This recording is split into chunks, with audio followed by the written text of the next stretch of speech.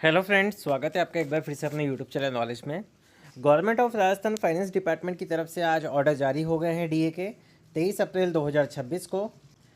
IAS DA order के बारे में जानते हैं। यहाँ लिखा गया है grant of DNS allowance to state government employees.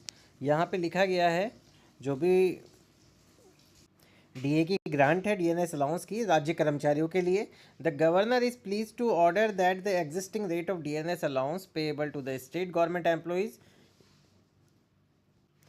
DA की जो एग्जिस्टिंग रेट है डीएनएस अलाउंस की स्टेट गवर्नमेंट एम्प्लॉयज़ के लिए, जो कि drawing pay in the Rajasthan civil service revise rule 2017, जो कि ड्रॉ की जा रही है Rajasthan civil services revised pay rule 2017 के according under finance department order of even number dated, जो कि फाइनेंस डिपार्टमेंट का ऑर्डर था 3/10/2025 का। अब उसको रिवाइज किया जाता है 50% डीए से 60% विद इफेक्टिव फ्रॉम 1 जनवरी 2026। मतलब 1 जनवरी 2026 से आपके डीए में 2% बढ़ोतरी के आदेश हो गए हैं। अब हम जानेंगे इसके बारे में कि ये आदेश आपके मतलब आपको कैश कब से मिलने वाला है सैलरी में, डीए एरियर कहाँ से कहाँ तक का मिलेगा। उससे पहले हम यहाँ पे थर्ड पॉइंट ले लेते हैं। एक, the payment of on account of DNS allowance involving fraction of 50 paisa and amount may be round off to the next higher rupee and the fraction of less than 50 पैसा में भी ignored। मतलब DNS allowance जो भी आपका calculate होगा, अगर वो उसमें 50 पैसे से थोड़ा कम अमाउंट आता है लास्ट के डिजिट्स में, तो उसको आप इग्नोर कर देंगे। एंड 50 पैसे से ज़्यादा अमाउंट इंक्रीज़ होता है तो उसको आप 1 रुपये में कन्वर्ट कर देंगे, मतलब राउंड ऑफ कर देंगे उसको।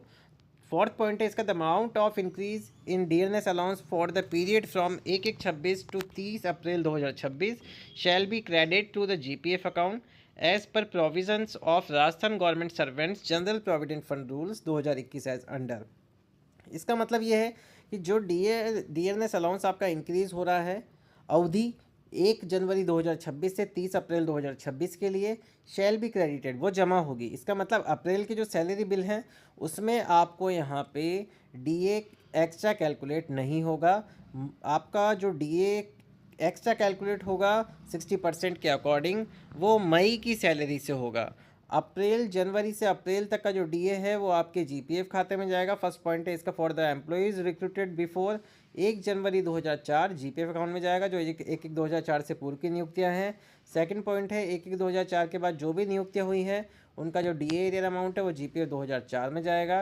एंड ऐसे एम्प्लॉयज़ जो ऑटोनोमस बॉडीज़ के हैं, पीएसयूज़ के हैं, बोर्ड्स के हैं, कॉरपोरेशंस के हैं, उनका जो भी डीए एरियर है वो जीपीएफ सैप में जाएगा। फिफ्थ पॉइंट है इसका, cash payment shall be admissible from 1 May 2026, salary for the month of May 2026 payable on 1 June 2026।